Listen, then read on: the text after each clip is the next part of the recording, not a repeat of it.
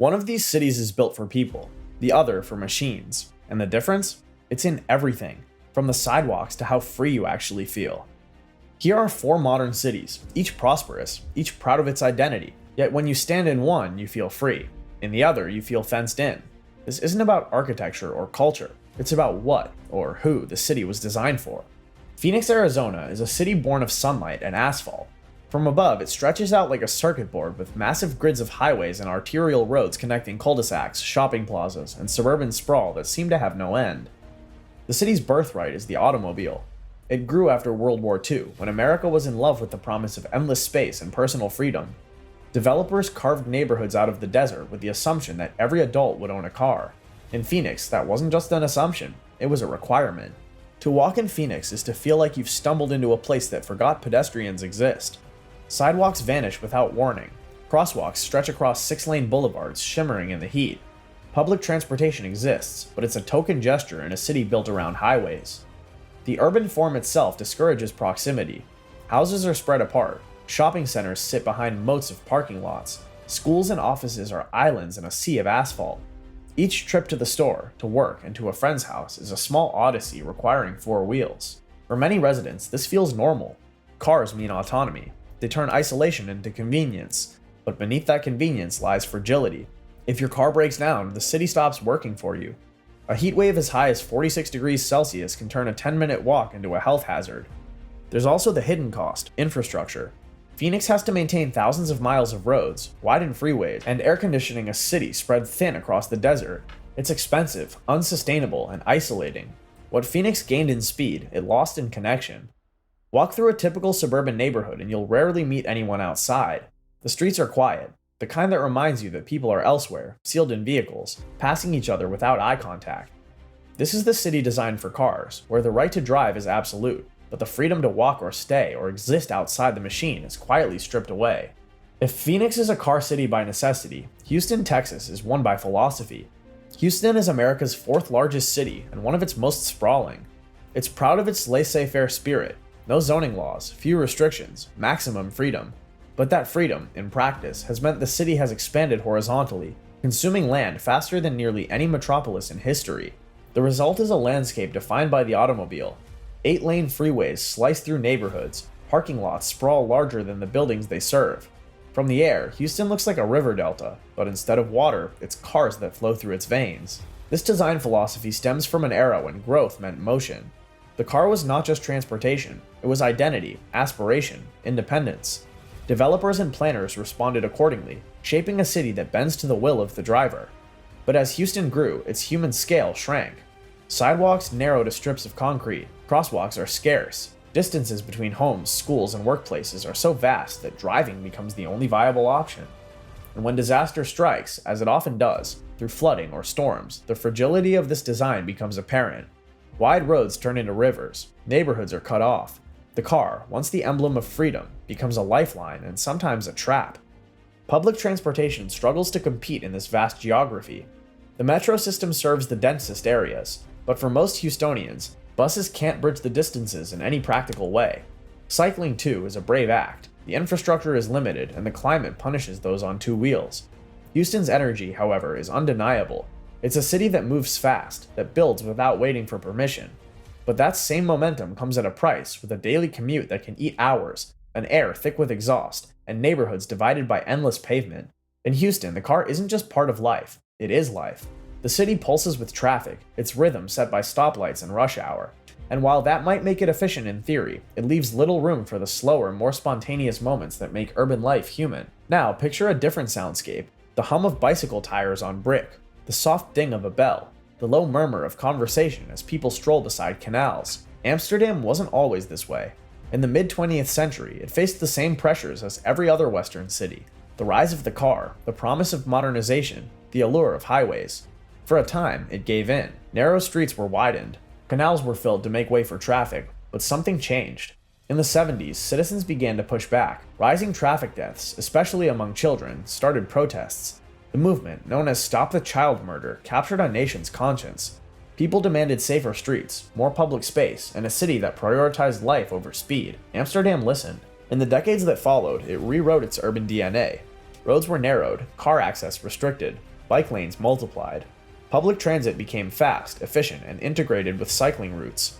Parking spaces gave way to playgrounds, squares, and green corridors. The transformation was cultural. Today, the bicycle isn't a symbol of protest, but of normalcy. Parents bike with their children in cargo bikes. Commuters pedal in business attire. The elderly move easily along flat, well-paved lanes. The city itself breathes differently. Distances feel shorter not because they are, but because they're more pleasant to travel. A 10-minute walk here can include a coffee shop, a chat with a neighbor, a pause by the water.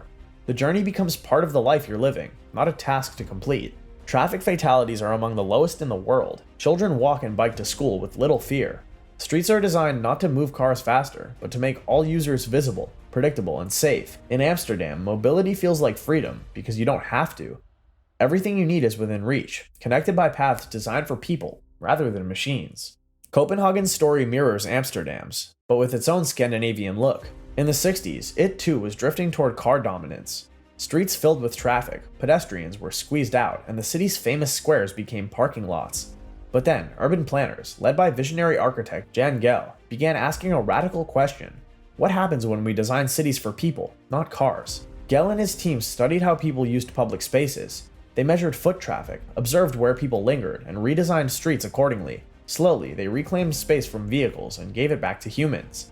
The result is a city that feels almost choreographed. Wide separated bike lanes run alongside tree-lined sidewalks. Plazas open onto waterfronts with cafes and street musicians.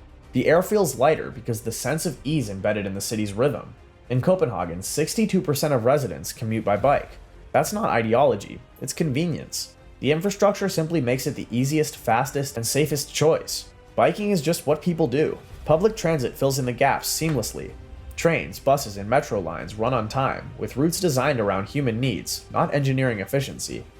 The city center is largely car-free, and even where cars are allowed, they move at a speed that respects pedestrians. But perhaps the most striking difference lies in how people interact with their city.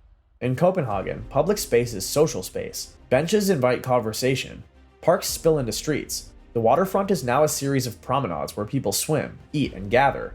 The philosophy is clear. A city isn't just a machine for living, it's a place for being. And that means designing for comfort, safety, and joy. On one hand, Phoenix and Houston represent one vision of progress, the idea that speed and scale are the ultimate goals of urban life. Amsterdam and Copenhagen represent another, that proximity, connection, and human rhythm are the real measures of freedom. Each city reflects the choices its society made. In Phoenix, freedom means a car in every driveway, and a highway in every direction. In Amsterdam, freedom means being able to walk outside and feel the city unfold at your pace. In Houston, space is infinite, but time is scarce. In Copenhagen, space is shared, but life feels abundant. These are not just different urban designs, they're different philosophies of existence. One sees the city as a network of roads, the other as a network of relationships, and the difference is visible in every corner. From how children get to school, to how strangers meet, to how much of life happens in public rather than behind glass and steel. Imagine standing at two intersections, thousands of miles apart. In Phoenix, you're waiting for the light to change with a 6-lane boulevard stretched ahead, cars roaring past like waves of heat. The crosswalk timer blinks in 20 seconds. You make it across just as the light turns green and engines surge forward again. You breathe in the faint smell of exhaust and hot asphalt. Now, you're in Amsterdam. The intersection is smaller with just 2 narrow lanes, divided by a bike path. Cyclists glide by, a delivery truck moves slowly, pedestrians wander freely. You could stand here all day and never feel in danger. The city seems to bend around you, not the other way around. These are both modern, prosperous, and democratic cities, yet the feeling of being in one versus the other is like stepping between two different worlds, two visions of what civilization believes freedom should feel like. So here's a comparison between Phoenix and Amsterdam. Phoenix was designed for the automobile. Amsterdam was reimagined for the human body. Phoenix's layout is defined by its grid of wide arterial roads, separating neighborhoods into self-contained zones like the residential, commercial, and industrial locations. Each zone depends on the next, but rarely connects directly. The result: every daily task requires travel, and every travel requires driving. Amsterdam, by contrast, is compact and ancient in structure. Its concentric canals were never meant for cars. Instead, they created natural human-scale boundaries in neighborhoods built for walking distance, with corner stores, schools, and cafes all within a short reach. The modern era didn't erase that. it evolved around it. When Amsterdam planners faced the rise of car culture, they chose to adapt differently. Instead of widening streets, they narrowed them. Instead of demolishing historic districts, they pedestrianized them. In doing so, they preserved a scale that invited human presence rather than mechanical dominance. The difference is subtle, such that in Phoenix, space is something you cross. In Amsterdam, it's something you inhabit. Moreover, driving in Phoenix can feel efficient, until it isn't. Every trip begins with the car door closing, air conditioning humming, and traffic lights dictating your rhythm. The world outside becomes scenery, not experience. Even short trips are mediated by machines, creating a psychological distance between you and your surroundings. In Amsterdam, movement feels participatory. You feel the texture of cobblestones, the cool air off the canals, the rhythm of your own pace. The journey is part of your day. This shift changes more than mood. It changes relationships. When people walk or cycle, they make eye contact, exchange smiles, and share public spaces naturally. Urban sociologists call this social friction, the small daily interactions that build trust and community. In car cities, friction disappears. Everyone moves too fast to connect. In one city, you live through space. In the other, you live within it. Phoenix's design prioritizes velocity. 6-lane roads, 45-mile-per-hour speed limits, and long blocks made driving efficient, but lethal for anyone outside a vehicle. Pedestrian deaths in Phoenix consistently rank among the highest in the US. Wide intersections encourage speeding. Long gaps between crosswalks tempt risky crossings. The system is unforgiving to mistakes, both for drivers and pedestrians. Amsterdam's streets, by contrast, were re-engineered to forgive mistakes. Speed limits are low, interactions are tight, and design cues subtly remind drivers that they're guests in a people's space. Even cyclists and pedestrians are protected by design rather than enforcement. This isn't just safety, it's psychology. A city where you feel physically secure allows you to explore, linger, and connect. A city where you fear traffic teaches avoidance, to drive rather than walk, to stay indoors rather than wander. In one, freedom comes from motion. In the other, it comes from safety. Phoenix's vastness seems like abundance with big houses, wide lots, and easy parking. But that space comes at a price. Infrastructure must stretch across miles. Longer roads, more pipes, more power lines. Public services like buses or emergency response cost more per capita because the city is so dispersed. Amsterdam's density works the opposite way. The closer people live together, the more efficiently resources are shared. Public transit thrives. Businesses flourish on foot traffic. The city's compactness doesn't just save money, it creates wealth through proximity. A person in Amsterdam might live in a small apartment, but their city functions as an extended living room with parks, cafes, plazas, and waterfronts becoming communal spaces. In Phoenix, private homes compensate for the absence of vibrant public life. The result is a paradox: more personal space, but less shared experience. Both cities promise freedom, but they define it differently. In Phoenix, freedom means choice and the ability to go anywhere, anytime, as long as you have a car. But that freedom is conditional. It depends on income, access, fuel, and infrastructure. Lose the car and the system excludes you. In Amsterdam, freedom means access with the ability to reach everything you need, regardless of wealth or vehicle ownership. You don't need a license to participate in city life. The elderly, the young, the disabled, all have equal claim to the streets. In the end, Phoenix gives freedom to those who can afford to keep up with it. Amsterdam gives freedom to those who simply wish to live within it. But this contrast is quite different from Houston and Copenhagen. Houston's greatness lies in its scale, a city that never stops expanding. Skyscrapers rise from a sea of freeways. Suburbs stretch to the horizon.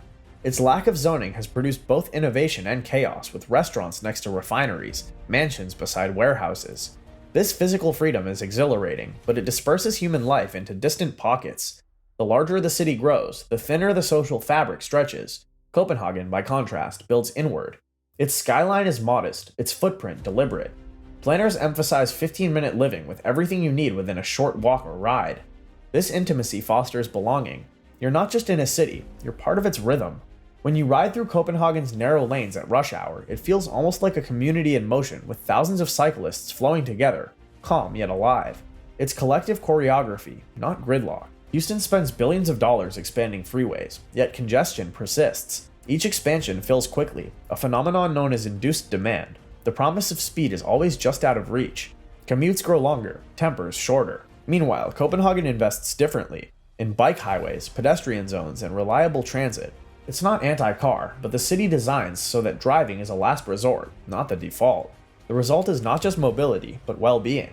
Studies show Copenhagen residents report higher satisfaction with their commutes than most Americans. It's not because the city moves faster, it's because it moves better.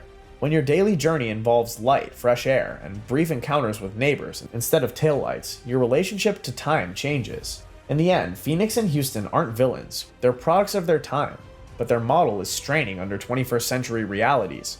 Congestion, pollution, heat, and social fragmentation reveal the limits of car-centric design. Amsterdam and Copenhagen, meanwhile, have become global models. Their lessons are spreading to Paris, Bogota, Seoul, even New York, where bike lanes expand, pedestrian zones multiply, and planners begin to see streets as social spaces again. The shift isn't about banning cars, it's about rebalancing priorities and recognizing that streets are not pipelines for vehicles, but ecosystems for life. The cities that thrive will be those that rediscover the oldest truth of urbanism, that people are happiest when they can walk, connect, and belong.